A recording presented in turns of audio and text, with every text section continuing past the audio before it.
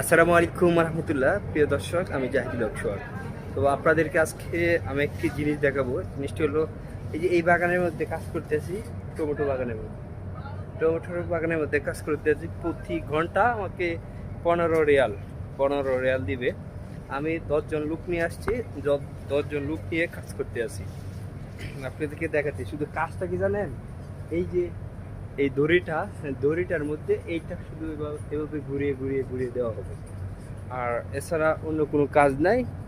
মানে আলহামদুলিল্লাহ, এখানে এই যে মরুর দেশে, পাথরের দেশ, মাটি বলতে কিছু নেই।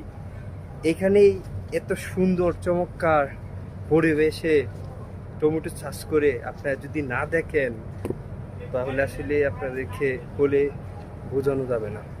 মানে খুব সুন্দর পরিবেশে কিন্তু টমেটো চাষ করা হয়।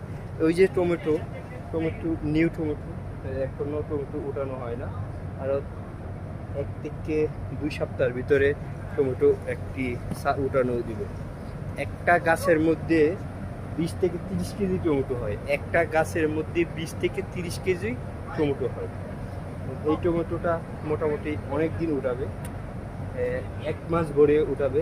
এবং কিছুদিন পরে তো এই যে এইখান থেকে পাতাগুলো আছে না, কেচি দিয়ে কেটে দিবে, পাতাগুলো কেটে দিবে।